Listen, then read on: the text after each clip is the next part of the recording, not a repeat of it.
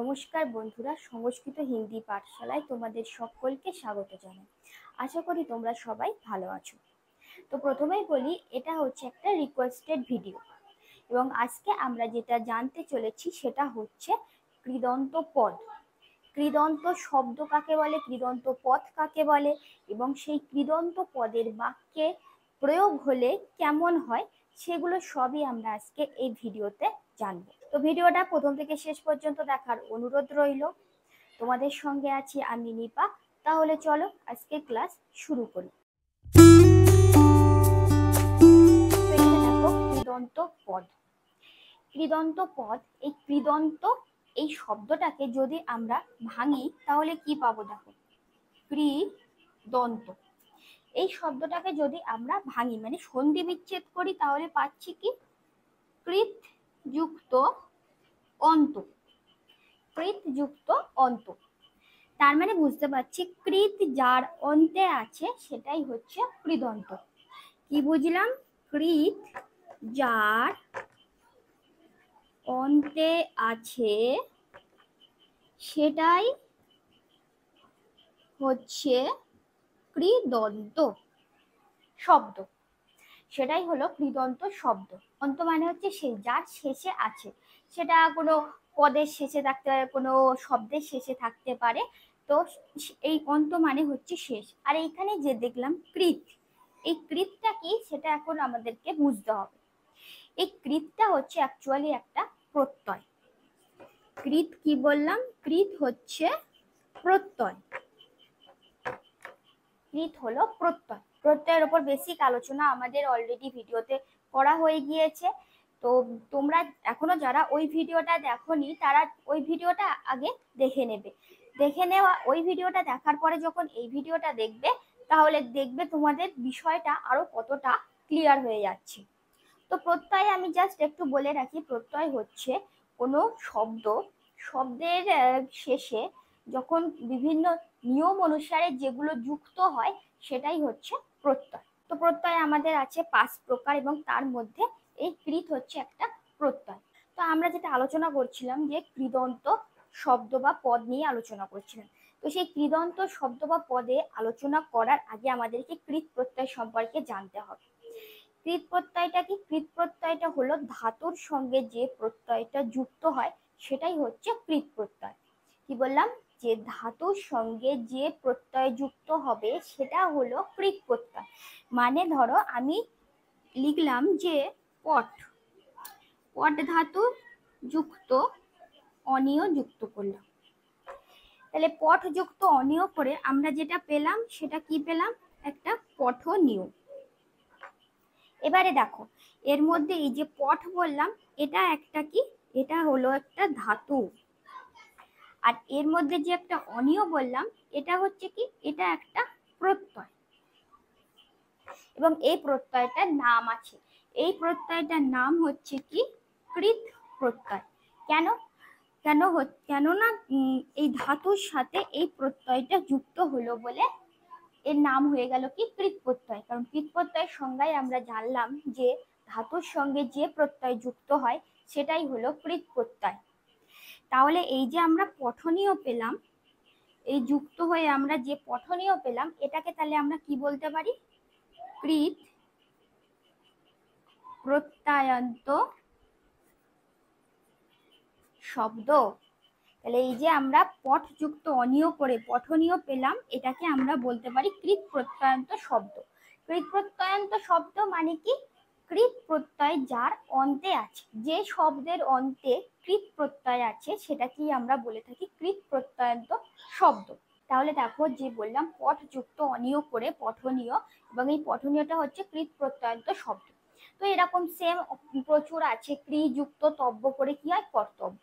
গম যুক্ত তব্য করে কি হয়? গন্তব্য। তাহলে এই যে কর্তব্য, গন্তব্য, সেবনীয়, গ্রহণীয়, এছাড়া হলো পঠিত, পঠিতব্য, গ্রহীতব্য, এই যে যেগুলো আমি বলছি এগুলো সবই হলো কৃত প্রত্যয়ান্ত শব্দ, কারণ এগুলো বিভিন্ন ধাতুর সাথে যুক্ত হয়ে গঠিত হয়েছে।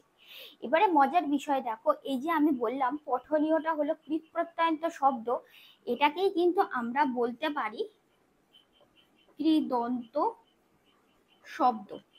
এটাকেই আমরা বলতে পারি আমাদের যে আজকে পাঠ্য ছিল কৃদন্ত শব্দ বা কৃদন্ত পদ, এই কৃত প্রত্যয়ন্ত শব্দকেই কিন্তু আমরা কৃদন্ত শব্দ বলতে পারি। কেন বলতে পারি? কৃদন্ত শব্দের সংজ্ঞা যদি বলতে হয় তাহলে হলো যে ধাতুর সাথে প্রত্যয় যুক্ত হয়ে আমরা দেখলাম কৃত প্রত্যয় তৈরি হয়, সেরকমই ধাতুর সাথে কৃত প্রত্যয় যুক্ত হয়ে যে শব্দ গঠিত হয় সেটাই হলো কৃদন্ত শব্দ। তাহলে কি বললাম? যে ধাতুর সাথে প্রত্যয় যুক্ত হয়ে গঠিত হয় কৃত প্রত্যয়, আর ধাতুর সাথে কৃত প্রত্যয় যুক্ত হয়ে যে শব্দ বা পদ গঠিত হয় সেটাকে বলা হয় কৃদন্ত শব্দ বা কৃদন্ত পদ। এটাই হচ্ছে কৃত এবং কৃদন্ত শব্দের পরিচয়। তাহলে আমরা যেটাকে বলতে পারছি কৃত প্রত্যয়ন্ত শব্দ, মানে এই যে পঠনীয়কে আমরা কৃত প্রত্যয়ন্ত শব্দ বললাম এবং এছাড়া আরো যে উদাহরণগুলো আমরা দিলাম সেগুলো তাহলে কি সবগুলো হলো কৃদন্ত শব্দ। কারণ এগুলো দেখতে পাচ্ছি কি, এই যে ধাতুর সাথে এই অনীয় প্রত্যয়টা, তার মানে আমরা যে সংজ্ঞা বললাম যে ধাতুর সঙ্গে কৃত প্রত্যয় যুক্ত হয়ে যে শব্দ হয় সেটা হলো কৃদন্ত শব্দ, তাই এগুলো হলো কৃদন্ত শব্দ। এবারে হচ্ছে কি, এবারে পদ। কৃদন্ত পদ জানতে গেলে আগে আমাদেরকে জানতে হবে শব্দ এবং পদ কি। শব্দ কি? শব্দ হচ্ছে বিভিন্ন বর্ণ বা বর্ণ সমষ্টি যখন সুসজ্জিত ভাবে পাশাপাশি অবস্থান করে একটা সুন্দর অর্থ প্রকাশ করে সেটাকেই বলা হয় কি শব্দ। আর পদ কি? পদ হচ্ছে এই শব্দ যখন বাক্যে প্রয়োগ করা হয় তখন তাকে বলা হয় পদ। তাহলে এটাই হচ্ছে শব্দ আর পদের মধ্যে পার্থক্য। তাহলে আমরা যদি কৃদন্ত শব্দ জেনে যাই তাহলে কৃদন্ত পদটাও ঠিক সেম, কারণ কৃদন্ত শব্দগুলো যখন আমরা বাক্যে প্রয়োগ করব সেটাই হয়ে যাবে কি কৃদন্ত পদের প্রয়োগ। কৃদন্ত শব্দগুলোকে যখন আমরা বাক্যে প্রয়োগ করি তখন সেটা হয় কৃদন্ত পদ, এবং এই কৃদন্ত পদগুলোকে যখন আমরা বাক্যে ব্যবহার করি সেটাই হয়ে যায় কি কৃদন্ত পদের প্রয়োগ। তো এবারে আমরা দেখে নেব যে কৃদন্ত পদের প্রয়োগ কেমন হয়। এর উদাহরণ কি আছে? কর্তব্য, গ্রহীতব্য,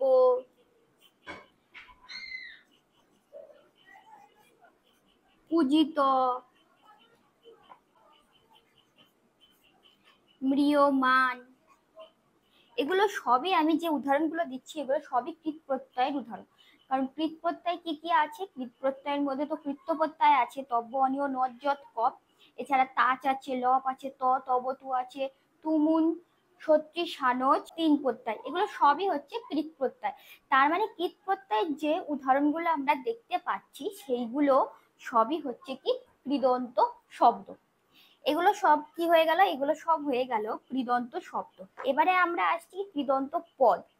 এই শব্দগুলোকে এবার আমরা যখন বাক্যে প্রয়োগ করব তখনই হয়ে যাবে কৃদন্ত পদের প্রয়োগ।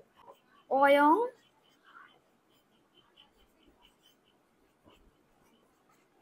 পুস্তকং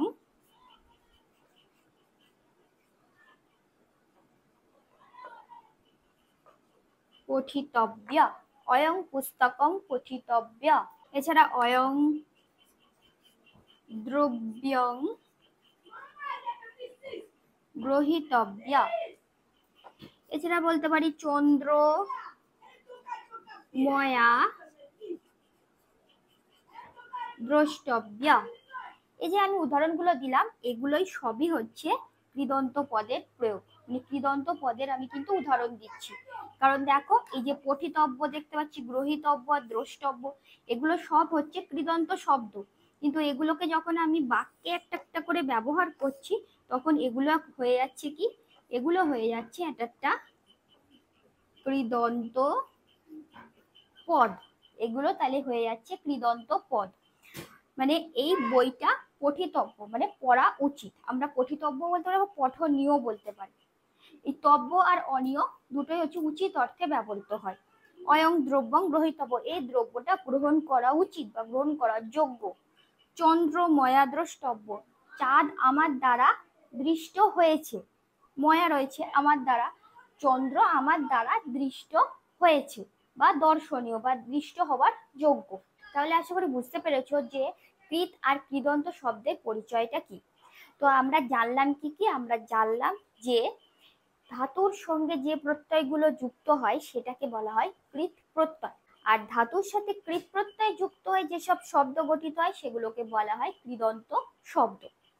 তাহলে কৃৎ প্রত্যয়ন্ত শব্দ মানে যে শব্দের অন্তে বা যে পদের অন্তে কৃৎ প্রত্যয় রয়েছে সেটাকে আমরা যেমন বলি কৃৎ প্রত্যয়ন্ত শব্দ বা কৃৎ প্রত্যয়ন্ত পদ, এবং সেই কৃৎ প্রত্যয়ন্ত শব্দ এবং কৃৎ প্রত্যয়ন্ত পদটাই হলো কৃদন্ত শব্দ বা পদ। কারণ হচ্ছে এই শব্দগুলোর অন্তে কৃৎ প্রত্যয় আছে বলে এগুলোকে বলা হয় কৃদন্ত শব্দ। আশা করি তোমরা বুঝতে পেরেছো যে কৃদন্ত পদের প্রয়োগ বলতে কি বোঝায়। তো আমি যে কৃৎ প্রত্যয়গুলো বললাম তব, অন্য, নদ, যৎ, কপ, তাচ, তুমুন, লব, এই যে প্রত্যয়গুলো আমি বললাম কৃৎ প্রত্যয়, এগুলো নিয়ে কিন্তু আমরা অলরেডি একটু একটু করে আলোচনা শুরু করে দিয়েছি এবং প্রত্যেকটা প্রত্যয় আমরা ডিটেলসে আলোচনা করছি। তোমরা যারা এখনো এই ভিডিওগুলো দেখোনি তারা অবশ্যই এই ভিডিওগুলো ঝটপট দেখে নাও। তো তোমাদের যদি আর কৃৎ প্রত্যয় এবং কৃদন্ত শব্দ বা পদ সম্পর্কে আর যদি কোনো জিজ্ঞাসা থাকে তাহলে অবশ্যই আমাকে কমেন্ট বক্সে জানাবে। ভিডিওটা যদি ভালো লেগে থাকে তাহলে অবশ্যই একটা লাইক করে দিও এবং কমেন্ট করে জানিও ভিডিওটা কেমন লাগলো। আর হ্যাঁ, তোমরা যারা নতুন আমার চ্যানেলটিকে এখনো সাবস্ক্রাইব করোনি তারা ঝটপট চ্যানেলটিকে সাবস্ক্রাইব করে পাশে থাকা বেল আইকন প্রেস করে অল নোটিফিকেশন করে দাও, তা আমি যখন কোনো নতুন বিষয় নিয়ে ভিডিও দেব তোমরা যাতে সহজেই দেখতে পাও। তো পরবর্তী ভিডিওতে সবার আমন্ত্রণ রইল, সবাই ভালো থাকবে, সুস্থ থাকবে, ধন্যবাদ।